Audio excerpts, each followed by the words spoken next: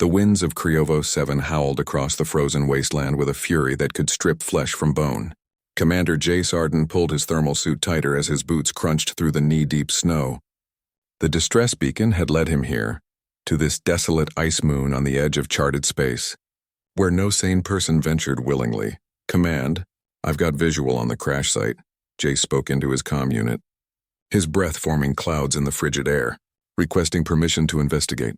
Static crackled before a voice responded. "Negative, Commander.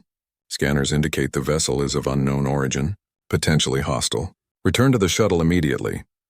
Jace paused, squinting through the blizzard at the massive shape half buried in ice ahead. The ship was unlike anything in the Federation database. Organic curves mixed with crystalline structures that seemed to pulse with dying light. But what made him ignore the direct order was the faint heat signature his scanner detected. "Life signs. Weak but present. Copy that command," he lied. "Returning now." He switched off his comm and pressed forward.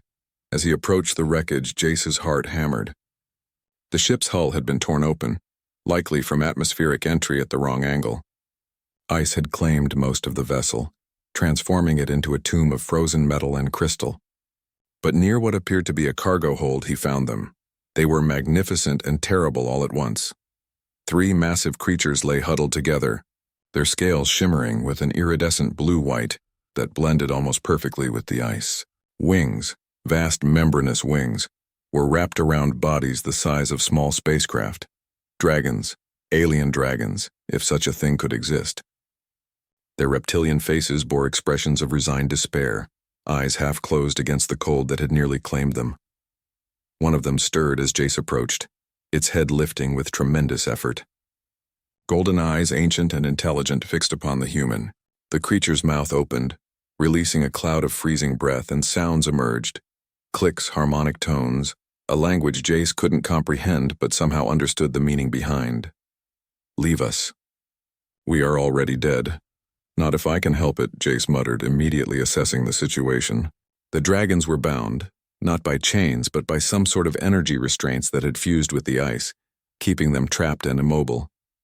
Their crash hadn't been an accident. They'd been prisoners. The largest dragon, clearly the leader, fixed Jace with a penetrating stare. Frost covered most of its body, and its breathing came in shallow, labored gasps. Through chattering teeth it made more sounds, and this time Jace's universal translator caught fragments. 3 weeks. No hope. Leave. Save yourself. 3 weeks? Jace's eyes widened. These creatures had survived 3 weeks in conditions that would kill most species in hours. Their resilience was extraordinary, but even they had limits. He could see it in their dimming eyes, feel it in the resignation that hung heavier than the snow-laden air. But humans didn't accept fate easily. It was what made them stubborn, reckless, and occasionally heroic. Jace activated his plasma cutter, the tool humming to life in his gloved hands. "I'm Commander Jace Arden of the Terran Federation. I don't know who did this to you, but I'm getting you out." The dragon leader, Thryn Frostwing, as Jace would later learn, made a sound that might have been a laugh or a sob. The creature clearly thought him mad. One human against the ice, the restraints, and time itself. Impossible odds. Jace had faced worse. He started with the smallest dragon first, carefully cutting through the energy bonds. The work was painstaking, too fast and he'd damaged their scales, too slow and they'd die before he finished. His fingers went numb despite the thermal gloves. His face burned from the cold. But he didn't stop. Hours passed. The blizzard intensified, visibility dropping to mere feet. Jace's shuttle AI kept pinging warnings about the deteriorating weather, about his dangerously low core temperature, about the foolishness of his mission. He ignored them all. When the first dragon came free, it collapsed into the snow, too weak to move. Jace immediately deployed emergency thermal blankets from his pack, wrapping the creature as best he could before moving to the second. "Why?" Thryn's translator finally synced with Jace's systems, the dragon's voice deep and resonant despite its weakness. "Why risk yourself for us? We are strangers. Aliens. We could be your enemy." Jace didn't pause in his cutting, sparks flying as plasma met ice and energy. "Where I come from, we have a saying, 'Not on my watch.' Means I'm not letting anyone die if I can prevent it. Enemy or not, you're living beings who deserve better than freezing to death alone." Thryn's golden eyes widened, something like wonder flickering in their depths. In 3 millennia of life spanning 100 worlds, the dragon had never encountered such casual defiance of self-preservation for the sake of strangers. The second dragon came free. Then Jace turned to Thryn, the largest, the most heavily bound. The dragon's restraints had frozen deepest into the ice, and Jace's plasma cutter was running low on charge. "Commander," Thryn rumbled, "you've done enough. Save your power. Save yourself. 2 is better than none." "3 is better than 2, Jace countered, swapping to his backup cutter. "And my name's Jace. If we're going to be friends, you should use it." Friends?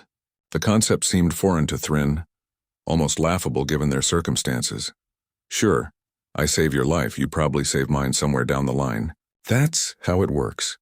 30 minutes later, with his equipment exhausted and his body pushed beyond its limits, Jace cut through the final restraint.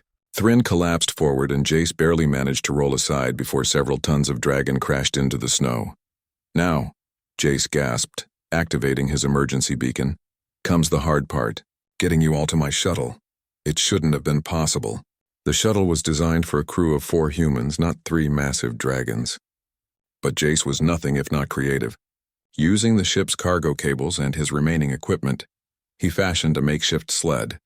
Then, with Thryn providing what little strength remained and the 2 smaller dragons pushing when they could, they began the agonizing journey across the ice. The storm tried to kill them. The cold tried to kill them. Exhaustion tried to kill them. But step by impossible step, they moved forward. When the shuttle finally came into view, Jace had never been so relieved. He crammed the dragons into the cargo bay, cranked the heat to maximum, and collapsed into the pilot's seat. "Jace Arden," Thryn's voice rumbled through the ship as they lifted off. "You are either the bravest or most foolish human in existence." Jace grinned, his frostbitten face cracking with the expression, "My crew usually votes for both." As Criovo 7 shrunk behind them and warmth slowly returned to the shuttle, Thryn made a sound, a deep, harmonious rumble that Jace recognized as laughter. "In our culture," the dragon said, "there is a bond formed between those who face death together and survive. You have given us more than our lives, Commander. You have given us something we thought extinct in this galaxy, hope in the compassion of others." 3 weeks later, when a fleet of dragon ships arrived in Federation space, not as conquerors, but as allies, the galaxy would learn what humans had known all along. Sometimes the most powerful weapon isn't technology or firepower, but the simple refusal to let others suffer when you can do something about it. And sometimes, one human with a plasma cutter and stubborn determination can change the course of history. Thryn Frostwing would spend the next century ensuring that the name Jace Arden was remembered across 1,000 worlds, a testament to the species that looked at impossible odds and said, "Not on my watch."